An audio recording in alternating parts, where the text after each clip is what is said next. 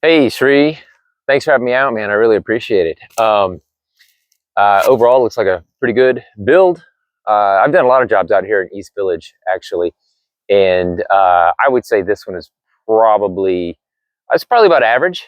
What I would have expected to see on a build from this company. But the important thing is that they get these things fixed. Let me show you some of the things that I've found so far.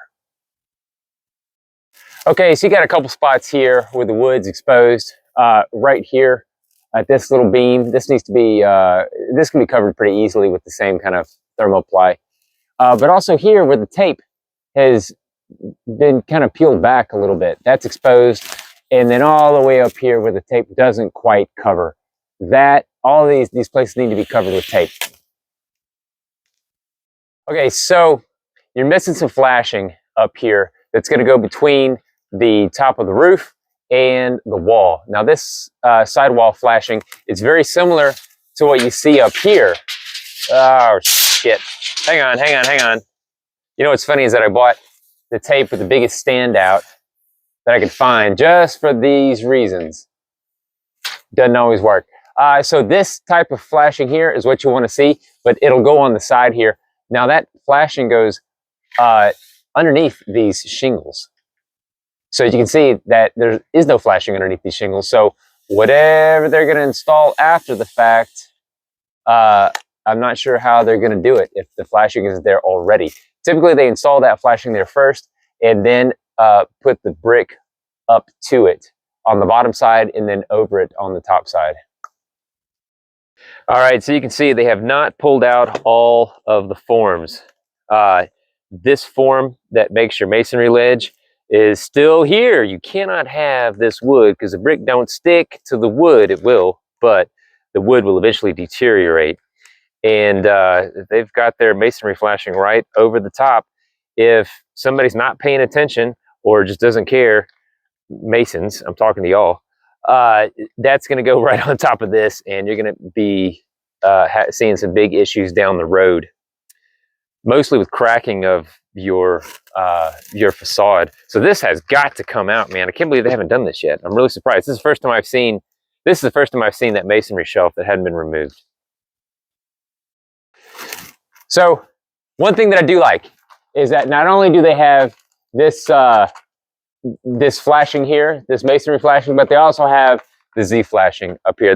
I'm really happy to see this. So they got not one, but two flashings up there above your garage openings. So that's awesome. All right, garage openings, man. I always see them done wrong.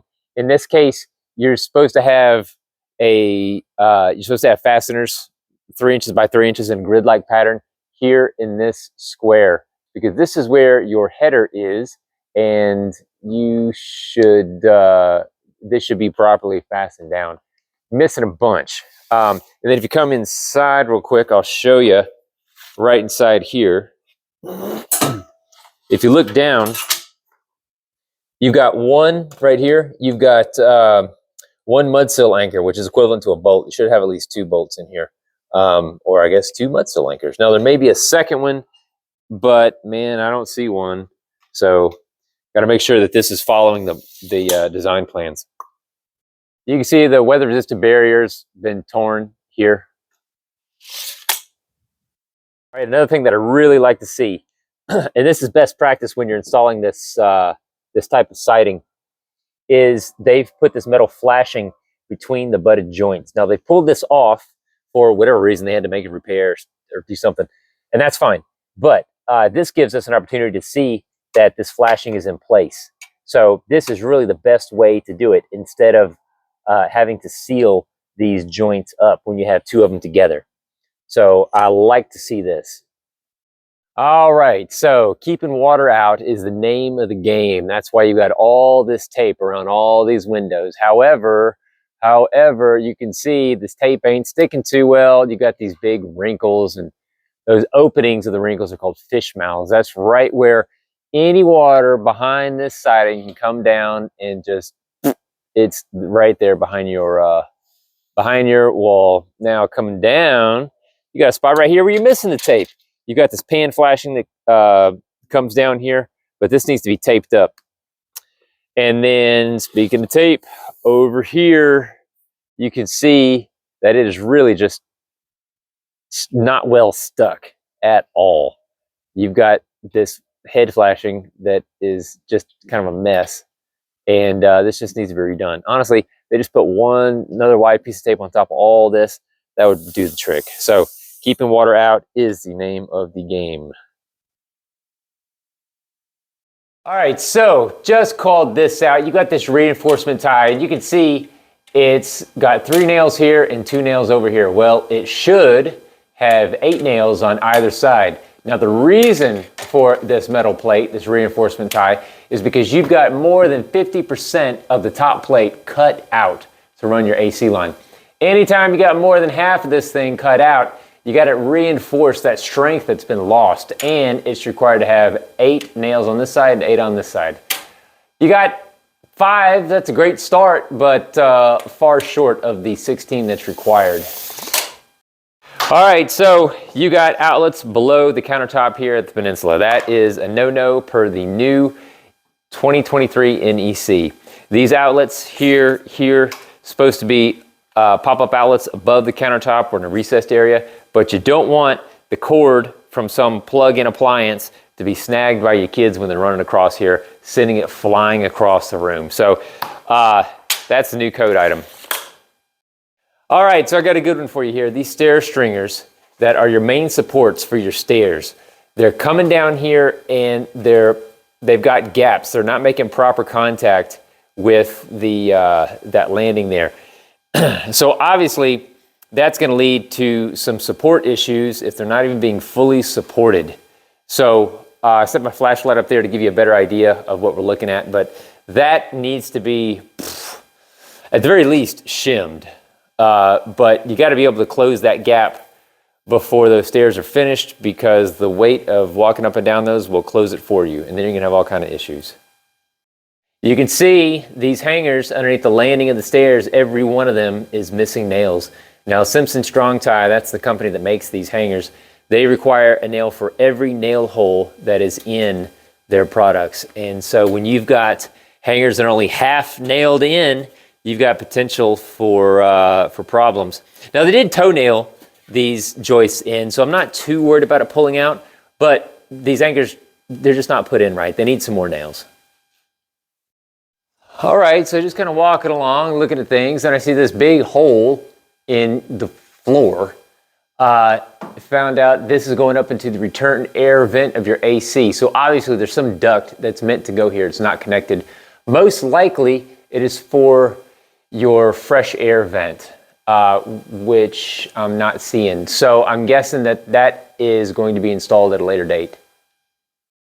Cold water, 3/4 inch, not insulated. That's okay, because it's cold water. Don't have to insulate it here in the conditioned space. Hot water, 3/4 inch, not insulated. You do have to insulate the hot water lines that are 3/4 of an inch or larger. This is 1/2 inch, this is 3/4 inch, this is the one that needs to get insulated. All right, so this is a shear wall. This is between the bathroom and the garage. You've got the sheathing here.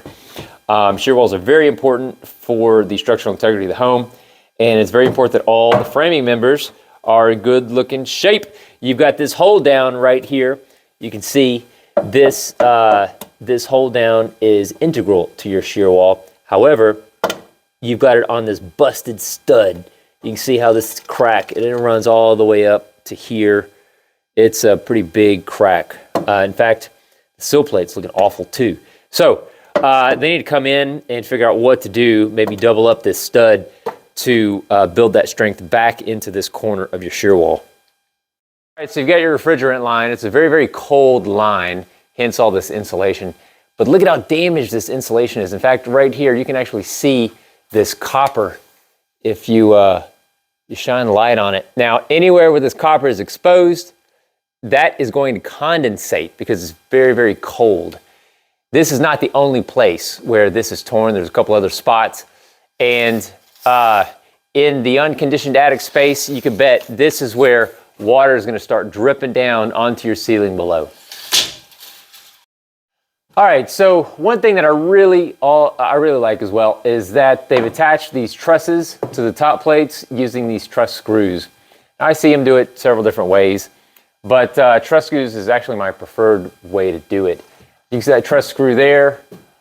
This one is coming in over here. So these truss screws they're like 7 inches long almost, and they go right through this top plate and deep into the truss. And that has a pretty good amount of hold down power. So I'm really happy to see that instead of just regular old nails pounded into it. So well done. Up here at the exhaust vent, you can see how that seal has broken loose, all that light coming in. You don't want that exhausted air to be recirculating back into the attic space with the moisture and whatnot. So that needs to be resealed. All right, Sri, man, thank you so much for having me out. I really do appreciate it. Overall, I think the house is in pretty decent shape, actually. It is important that they do address these things that are on the report, even if they don't fix them all, which they never do. At the very least, give you a reason why they're not going to fix them. So take a look at the report when you get it and send it off to the builder, and hopefully take it with you guys doing the walkthrough when you get to that point of doing the pre-drywall walkthrough with the builder. You guys can talk about these things together. So appreciate it, man. Thank you for having me out.